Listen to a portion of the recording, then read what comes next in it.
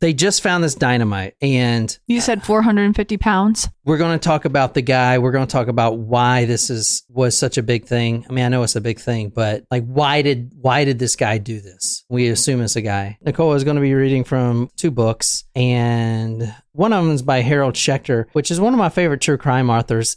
The second book she's reading is The Bath Massacre, America's First School Bombing by Arnie Bernstein. This is a really good book. I really enjoy this book. I've never even heard of this author before, but she, it's a he. I guess Arnie. Yeah. This is, what he's also written. So Swastika Nation, that's cool. This was a really good book. But we stopped at this school being exploded and all the children getting pulled out. The fire chief and the deputy sheriff, they're pulling out this rubble and they see these wires. These wires are connected. They run all through the school on every column in the school has these wires stapled running down, and they all run to this single hotshot battery, which is basically like a car battery. This battery, which is also hooked to a clock. Now, the 504 pounds of unexploded dynamite, which they would eventually find, did not explode because of a little crimp in the wire. Wow. A little crimp stopped an electrical signal from reaching the other dynamite. Was it still, though, really dangerous when they were trying to pull stuff out? Like, could it have gone off at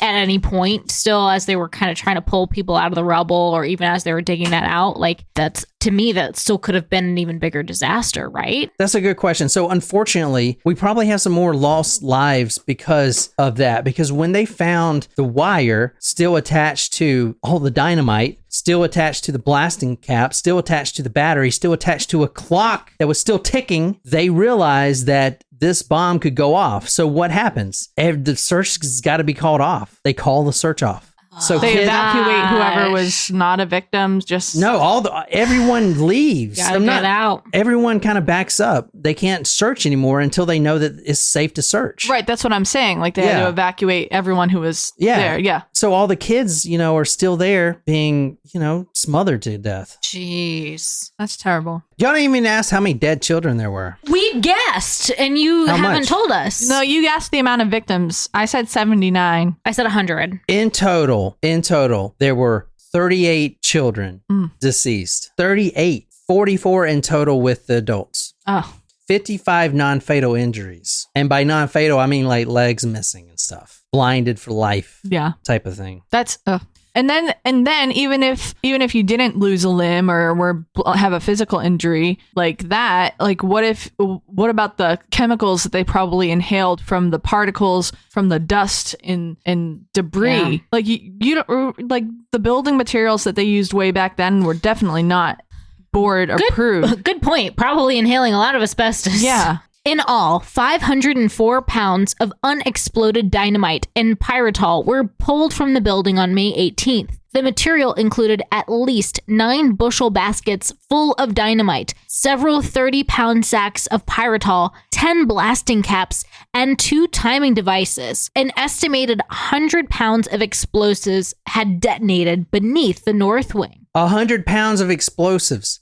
504 pounds were unexploded. So just that damage from 100, and there were 500 left. Wow. So he was trying... So the whole, like, the building, the entire building and the surrounding probably, like, trees and whatnot around it would have all been totally... annihilated. Yes. This guy, who we're going to talk about, his intention was to kill 250 people. Everyone in that building he wanted dead. Everybody.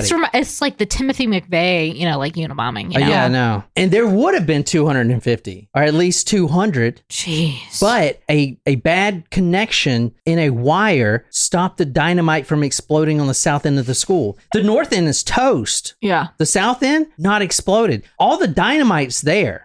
And it's been there, actually, for months. It's a little ironic when you think about it, because typically faulty wiring ends up in something negative, but in this case, it ended up in something positive. Yeah, no kidding. So, I mean, it's hard to say that it was since it was already such a disaster and so many lost their lives, but like, thank God it could have been way, way worse. Mm-hmm. Yeah. Yeah, that's true. Way worse. But it also really sucks that as soon as they found it, they had to stop Yeah. trying to save who else they could have saved. Which is understandable, but still upsetting. Yeah. Like if I was a parent, I would be even more devastated. Yeah. Because you're It's like, then what you're are you thinking, doing? I could have had a chance to maybe save my child. Right. Because at that point, you don't know when, like if your child is in that debris and they stop, you don't know when, and then your child ends up not making it. You don't know if your child didn't make it because of the initial blast or if because they were suffering in the debris and they stopped looking. You don't know. This hurts my heart. It's just a very, very upsetting situation. Yeah. All right. Well, it's going to get a little bit more upsetting. Perfect. Love it. Great. Monty Ellsworth was driving his Ford pickup truck to the school, and all of a sudden, he sees another truck come barreling down the street, barreling down the road in the direction towards the school as well. And he recognized immediately who it was. Now, whoever was driving this truck was speeding like a demon. He looks over and he can see through the window that it's Andrew Kehoe. That's the mask. Thought you were going to say Andrew Cunanan for a second. Quote, he could clearly make out Kehoe's face contorted into a ghastly grin like the rictus of a corpse. Ellsworth would never forget that chilling expression. Quote, I could see both rows of his teeth, he would later say. I'm imagining like a cartoon villain, like driving maniacally down the road. Yeah. Like Cruella de Vil in the scene from the 101 Dalmatians. Yes. Exactly. That's what I could see both rows of his teeth. This man, Andrew Kehoe, this killer, both rows of his teeth with this maniacal, demonic grin. He would never forget that expression. He knew exactly where he was going. He was going to admire his work. Ugh, I don't like that. No. Yeah. Now, the superintendent, his name is Emery Hoyuk. He's going to be really relevant in this story. The Superintendent Chalmers from The Simpsons. Yes. Oh, I picked it up. It's okay. The superintendent, Emery Hoyuk, and the mass killer, Andrew Kehoe, were like enemies almost. Andrew Kehoe was the treasurer of the school, and we're going to get into why that's important here in a minute. He was also the janitor / maintenance man at the school. Basically, that's important because he had unlimited access day and night to all of the structure of the school. Thus, that is why you find all the wiring, all the dynamite placed in the walls and the plaster of the walls. He had unobstructed access to the entire school. That's important. Now, but it was in the wall. So did he help with the construction of the building as well? He just went in there and put it in there. This guy, as you're going to see, was a genius, electrical genius. So, except for the fact that he messed up the wiring. And thank God he did. Yes. Superintendent, which tell us what a superintendent does. The superintendent in at least today's structure is pretty much the head administrator for the school district. So he's the figurehead. So for our school district, our superintendent is the chief officer. And they get elected? The board, yes, the school board votes on the superintendent. Like that's part of local elections. Local elections. Right. So that's the same. No, not for our district. The people don't have a choice in the school superintendent. Interesting. The school board is the one who votes for the superintendent. Like, for example, our previous superintendent was superintendent for over 30 years. It wasn't up for public election. Now the school board is up for local election. Got it. But the school board, they're representatives of the district, of the people, but they have ultimate say in a lot of things in the district. Got it. So it's kind of the same today. Andrew Kehoe, the killer here, was elected as a treasurer. And that's important because why? Like, this is a brand new school, brand new in a small town. That's a lot of money. Where's that money come from? He's got to manage that. Like, this is a big state-of-the-art school. It costs a lot of money to do that. And new construction. Exactly. So him and this guy, Emery Hoyuk, the superintendent, would often butt heads. So the superintendent knew immediately who perpetrated this once they found the dynamite, because before that they thought it was just a gas explosion or whatever. Right. That's what I thought the whole entire time. But they found the dynamite and the 500 pounds of unexploded dynamite. And that's when the superintendent knew immediately who it was. This is Andrew Kehoe and his wife, Nellie. If you guys want to look at the screen. Neither one of you guys are looking at the damn screen. I looked at my screen. I'm sorry, I got confused. Okay, that's Kehoe and his wife, Nellie. Yeah. Now, smoking a cigar, leaned back in his chair. does he seem like someone that would kill 38 school children? I mean, no. No. Although I get the impression that he's wealthy. Yeah, he almost looks like our district superintendent. Weird. Not identical, not quite, but just kind of like, I don't know, he reminds The me of him. persona? Yeah, he just kind of reminds me of him. And I haven't really ever had a conversation with our superintendent. Oh, look at this, man. This is some of the dynamite. Oh, dang. You see how it's kind of wired up? Yeah, that's crazy. This is a portion of the alarm clock and wiring. I mean, look at all these wires and shit. Forgive me for being ignorant, but what exactly is in dynamite? Just explosives? Yeah, like, it's just I thought gunpowder. it was just kind of like, and we put it in the stick. Like, what is the stick made of? I always thought like dynamite would be like in a candlestick type thing. Yeah, it is. That's Oh. what it is. It's a stick of base. All Like it a is candlestick filled with gunpowder? Yeah, and a blasting cap. That's all it is. Oh. Now, you'll hear the term pyritol in this one too. It's the same thing. Pyritol is a cheaper alternative. During the Great World War, which with the First World War, they needed a cheaper form of dynamite because dynamite's really expensive. Mm-hmm. So someone manufactured this thing, a highly explosive called pyritol, which is basically the same thing, different chemicals. Okay. I was going to ask if it was kind of like how, like we call all elastic bandages Band-Aids or call all No. facial tissue Kleenex or tissue. But you can't just buy dynamite. You have to be like issued it by the government. And the reason you would be issued dynamite and pyritol is because you're a farmer in Bath, and let's say you have a tree that needs to be taken down, or a big stump, or a big boulder. You need to remove it from your yard. That's why you would have this dynamite. That's the only reason you would have this dynamite. You can't get it anywhere else. It was controlled by the government. You know what I'm saying? Mhm. Yeah, you don't hear of people like today purchasing dynamite or pyritol. You don't hear of that. That's not something that people I have. would definitely be worried why somebody's buying that. But yeah, I mean, unless they're doing it to like break foundation or blow up some rocks, you know what I mean? I'm just saying, actually, I'm not going to say. Go on. This man, Andrew Kehoe, who you just saw, is barreling down. Could you see him, that photo with an evil grin, showing all of his teeth? That guy would never forget that. All of his teeth. He kind of looks like the skeleton behind you, actually. I mean, He's, I can't see him doing like a maniacal see it. Cruella de Vil grin, but I can see him like, I feel like he's more of the type to go like yeah, like money hands, like Mr. Burns kind of, but like Petting. yeah, the petting superintendent, a cat like James Bond, Yes. The Or the Spice Girls yeah, movie. yeah. the superintendent, Emery Hoyuk, as he was struggling with the debris, he pulls a child's body from this rubble. This child was dead. He hands his child off to a nurse, and who pulls up? Barreling down full speed right up to the structure, none other than the guy that blew this entire school up. He's coming to admire his work. And the superintendent knew exactly who it was, why he did it, and now he's actually coming there to the school.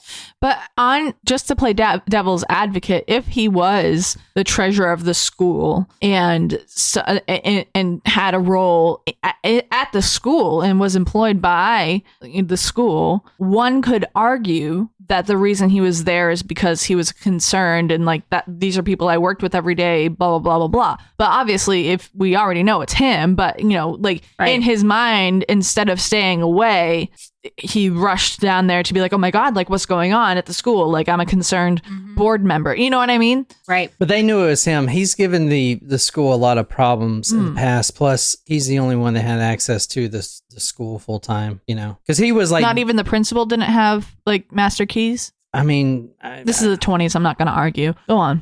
all right. So he pulls up with this grin. Emery hands this dead baby to a nurse, and he runs over to Andrew Kehoe's truck. He's going to, I don't know, rip this guy, A new one. rip this guy's head off. Oh. He runs over to the truck. Now they were enemies, not really though, because they were enemies in Andrew's mind. Frenemies. The superintendent couldn't carry the weight. He was just wondering why this guy has been such a douche and such a dick about things, trying to get him fired and stuff, you know. But to Andrew, they were enemies. So with this ghastly grin, he pulls up to the school and Emery runs over there. He's going to literally just rip this guy apart. There's a struggle. Witnesses would say that Kehoe is reaching down for a shotgun or a handgun, a pistol or something. He's going to kill the superintendent who he hated. He's going to finish him off right there. That was his last mission. He's going to finish this guy off. So they couldn't see what he was reaching for. And then 4 or 5 other men rush over there. They're going to help the superintendent. They're going to take this guy out. They're going to just beat him to death. So now you have all these men trying to pull Kehoe out of his car, and Kehoe is reaching down to grab some sort of rifle or shotgun. Words were exchanged. A struggle took place. Charles Rawson claimed that Kehoe, who was kneeling on the front seat, had a handgun that he'd fired at the rear of his vehicle, while Huck tried to wrestle it from his grasp. Others say that the weapon was a shotgun or rifle. A few claimed that Kehoe had no weapon at all, but had reached down and flipped some sort of switch. Whatever happened next, however, was never in dispute. As Charles Rawson put it, the whole car went up, and the man went in every direction. This is Kehoe's car. He blew himself up? He had made this car, this truck, and you can't see any more of it. If you're looking at it now, you just see the rear of it is completely mangled. And you know how they made trucks back in the day. They made them to last. Heavy metal, heavy steel. That's what we learn on American Pickers. This thing, I love American Pickers. which I'll put this photo on talkmore.com. You know, it might also like Swap Shop. Oh, maybe we should. It's on Netflix, I think, or Prime. This truck is completely mangled, almost not even there anymore. The back of it is gone completely. Andrew Kehoe had rigged up his truck with enough dynamite to kill everyone who was trying to wrestle him out of this car. What the fuck? So he was like a kamikaze driver. Yeah, like why though? Because he was disturbed. A lot of the injuries, the 55 non-fatal injuries, and even some fatal ones come from this, were because of this truck. Wow. In this truck, he had done another thing that no one's ever done before and set a new first. He had made his truck into an explosive IED, basically. In the back of the truck, which you can no longer see because it's completely shredded up, was nuts, bolts, scrap metal, nails,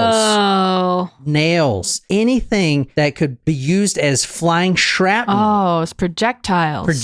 That truck went up, killed everyone that was right at the truck instantly. Even 50 to 100 yards away, people were getting injured. I'm going to show you one person that their skull was removed, eyes removed, legs removed because of the flying shrapnel. It was basically a claymore mine, which claymores have all these little BBs in it, and it blows up, and that's what kills you, all the BBs. It was a improvised explosive device. That is the first time in history, maybe not. That's what IED stands for? Yeah, improvised explosive device. I never knew. That is the first time in history, maybe not an IED was used, but an IED was used in a terrorist act. In the public. The public. That is fucking crazy. He had rigged his whole truck, was filled with scrap metal, just sharp, rusted, like the one that would just go right through your arm, cut it off. That's so scary. Nails, bolts, screws. This incident in itself is a disaster. And then you like pile this on top of the school. Yeah. You can see the photos of his truck at the end was completely mangled. Wow. That was left of Kehoe's car. This little thing, like this is another car. This is not the car. This is the car. This is what's left. So what do you have? The back wheel? Tires. 2 tires? Like maybe. Where did the other shit go? That before? This is someone else's car. Oh. Right here. This is Eddie Doomhelmer's car. The location of his body was found, which we're going to show you. Did you guys expect that? No. So what the fuck? Why is this guy? What is wrong with this guy? Also, an interesting point that you got to think about when it comes to mass murderers. Let's go back to the Gilded Age before this happened. We haven't done a lot of the stories because they're not really popular. But what were people really scared of back then as far as like a killer? Pestilence. No, as far as someone killing them. Oh. And just in like all cases, less than 1% of everything I'm about to tell you happens, but yet the whole populace is terrified of this. In the Gilded Age, the 18 to 1900s was poisoners. Strychnine was available. Everyone was getting poisoned, it seemed, but yet less than 1% of homicides. People were getting poisoned, but that was it back then. People were scared of poisoners. Well, we were scared of poisoners at one point too with the anthrax situation. No, but it's not the same. Like, that was the thing. That was a serial killer back then. Poisoners in the Gilded Age. All right. How about the 80s? Now you have the rise of the serial killer. Everyone's so scared of the serial killer. Yeah. And, what about today? No one's scared of serial. Are you scared of a serial killer? No. What I are you mean, I scared talk of? about it too much. Yeah, but you're not. No one is scared of a serial killer. No, because you think somebody's going to get caught real fast. Yeah. Like, No. it can't go on. No. The DNA. public is Yeah, not scared of a serial killer. Totally. Do you know why? Why? Because they're scared of something else. They're scared of a mass shooting. Boom. So that is what we're living in now. But it's good to know that way back 100 years ago, it was poisoners that was scaring people, the public. If you go in all the newspapers, that's what you see. Just like the serial killers of the 80s. That's all you heard about is poisoners. Fascinating point. Yeah. The 80s, all you hear about is serial killers.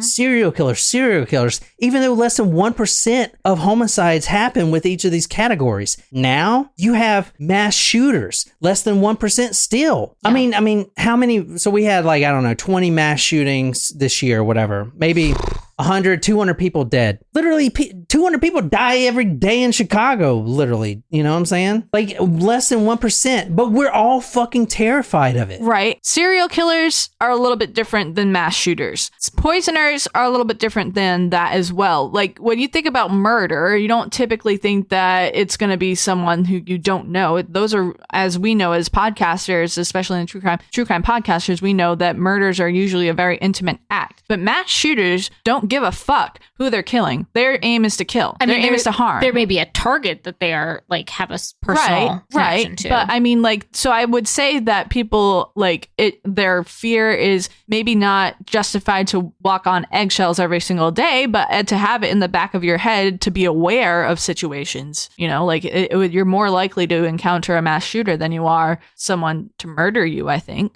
who you know, unless you're I don't know. I don't know. Maybe that's a wrong statistic. No, I'm saying what people are afraid. Like in the 90s, Satanic Panic was really yeah. big. You know what I mean? All right. How about what this? you're saying. No, I see what you're saying. How about this right here? The serial killer wants to kill. The whole thing is killing as many people as possible. All right. A few years ago, this guy Samuel Little, he is known for killing between 90 and 120 females. Who is he? I don't know. No one fucking knows. You know why? Because no one cares anymore. It's not the serial killer people care about. Yeah, it's sure. the fucking mass shooters and stuff. Yeah, that's what people are afraid of. That's what people get. That's what keeps parents up at night and keeps you from wanting to go to anywhere public, The reason I did this story is it's not just the world is right now. It's been going on for. It's fucking a lot. Yeah, you hear about it all the time because that's what the public is seeing. That's what the media is showing. Yeah. But in the 1900s, man, everyone was getting poisoned, it seemed like. And that was the thing. And everyone was like, the world's going to hell, all this shit, And so, I don't know. That's kind of why I did this story, because this, I mean, as far as a school massacre, this is it, man. Yeah. I mean, this dude fucking was about to kill 200 fucking kids. It's crazy. 200 kids. But you have a good point. I mean, there's always going to be something going on. There's always going to be a popular topic. And the thing is, the people that are directly affected, this is not a 2-day news story. This is the rest of their life that they have to deal with this. So this guy, he didn't think he was doing anything wrong. He thought he was justified. And he would later write, they found it written on his barn that killers aren't born, they are made. That's what he wrote on the side of his barn. That's creepy. Also, it must have taken him a long time to write that. So that there's a cause, but yeah, I mean, I don't know. For him to do this is kind of crazy. So we have we have that on the side of his barn, but do we know what his motive was? Did we have any suggestions from the superintendent or going back to his truck being exploded? Kehoe's body and the other men of the truck were, quote, hurled fully 100 feet. 2 men at the truck, Glenn Smith and his father, Nelson McFerrin, were at the truck. Nelson McFerrin was killed instantly, quote, mangled almost beyond recognition. His torso was all that remained of this guy. They found it 100 yards away, quote, resting beneath a tree. Smith, his son-in-law was a little bit luckier. The only thing that happened to him was his left leg was blown sheer off. At least he got to say his goodbyes before he died from that wound spurting out blood all over the grass.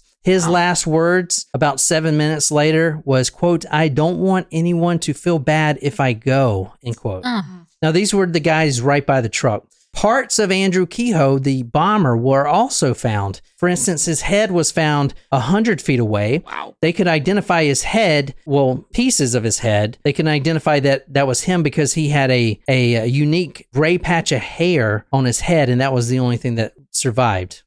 It was a body, albeit one blown all to hell. The corpse was completely gutted, a ripped up carcass, a hunk of meat and bone. Though the body was in shambles, the face and the head were more or less intact. Gray hair matted what remained of the skull. That was Andrew Kehoe's skull. Ugh. Still trying to understand why. The truck explosion injured at least 15 other bystanders, some horribly, some people actually died. It was known as his, quote, grand satanic gesture, that's what one paper said, of how the maniac packed the bed of his truck with scrap metal, nuts, bolts, nails, anything that could act as shrapnel. This is the first car bomb ever used. I mean, the guy is an electrical genius, as you'll see. You know what I'm saying? So, Well, he fucked up. Oh, no. He Thank didn't. God. Yeah, he did. Yeah. Sorry. I got confused and then I re-confused myself. Have you ever been double confused? It's really confusing. Miss Anna Perron was standing near the truck, a little bit further away, not in the blast zone. She was standing there with her infant daughter, whose name was Rose. Luckily, the baby survived. Rose, the infant she was cradling. However, Anna's eyeball was torn out, and a piece of shrapnel had blew a part of her skull from its structure. Surgeons did save her, though, after removing, quote, 62 pieces of her bone and a portion of her brain. Holy shit. Superintendent Emery Hoyek was reduced to a, quote, terrible hunk of blood and bone and hair, bearing some likeness to a human body. Though ripped to tatters, enough of his checkered sports coat remained to allow those who had seen him in the morning to identify his remains. Damn. Just from a coat. Others were also killed from the truck blast, like Cleo Clayton, an 8-year-old boy who survived the school bombing, was pulled out of the rubble, was reunited with his father in a grand gesture, only to be blown up by the truck 30 minutes later. He was, quote, ripped apart from his stomach to his spine. So who the fuck would do this, right? I mean, I feel like he feels he's been wronged. Okay. He Well, was tell me how. dissatisfied with the way that the school is being run. This is the treasurer, okay? Maybe he stole funds or misappropriated money. No, like a Bud Dwyer situation? I don't think so, because, I mean, this was pure hatred. I feel like he's been wronged. I mean, maybe it's because I read the story, but... Well, you know if he's been wronged or not.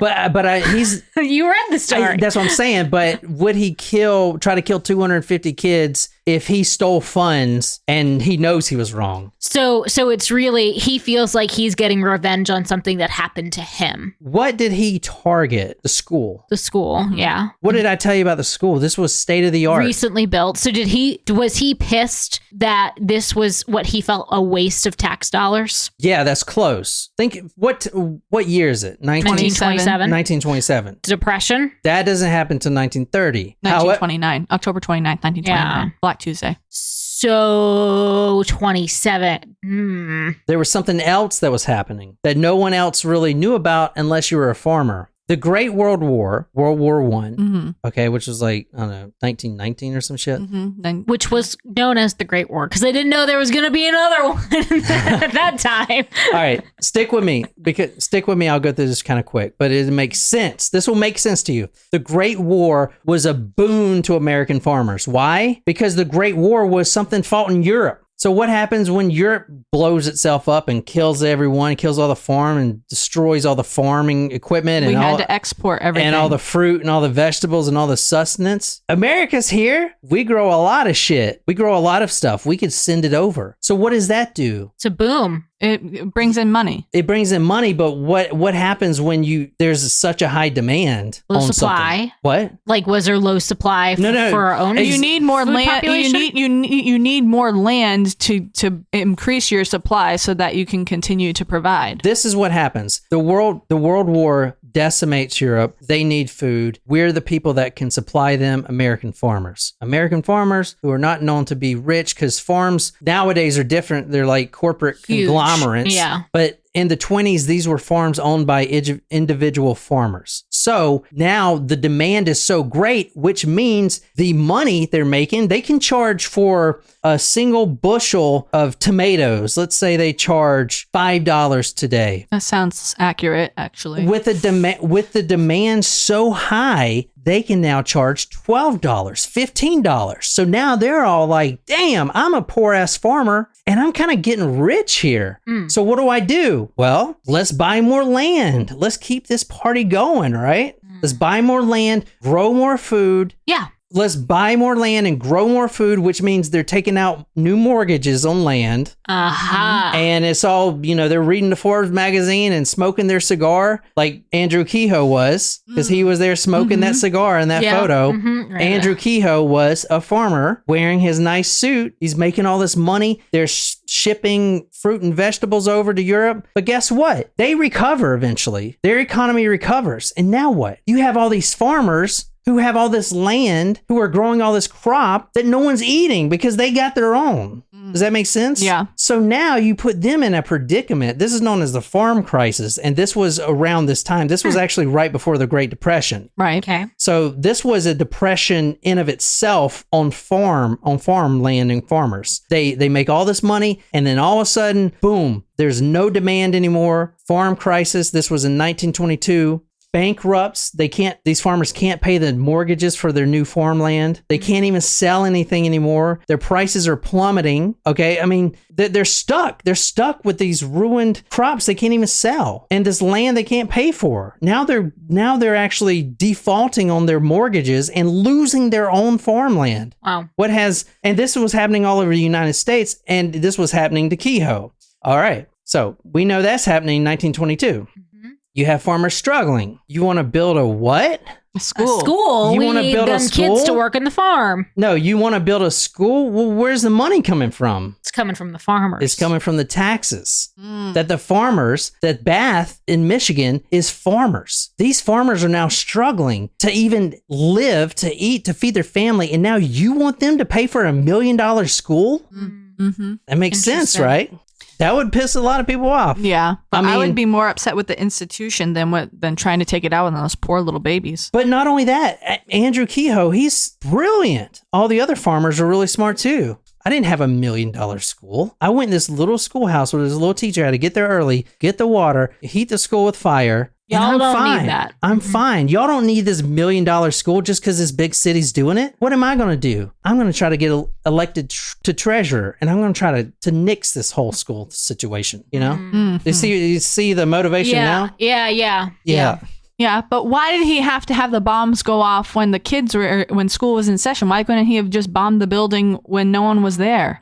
But then it would have been even more of a waste. Oh yeah. You know what I mean? Like either way, like And then they now would've you're had to pay to destroying repair the it, yeah. building. You're destroying the whole building that's already been paid for. You know what I mean? Yeah. Let me, you know what? I can sum this guy up completely without even telling you any of his background. All right. Disgruntled. There was a note, there was a package Another bomb? that he sent out, and he sent this package out to the attorney who oversaw the school funds. He sent him a package the day before he did this. What do you think was in that package? A bomb. What do you think it was? A letter? No, it was a package. It was a package. It had something in it. Something Tomatoes. heavy. What do you think it was in there? Well, Jen's guess was a bomb. This will sum this guy up completely. I mean, we'll go through his background, but this will sum this up. In this package, I feel like hang on, before you say it, I'm going to say it was kind of like a mob message. Like it was like somebody's pinky, but like, like a piece of farm equipment or something to be like A cowtail. my Not the farm candy. is shot, all right, well, read the letter that was sent to this attorney. I almost said the same thing, Wolfie. Now,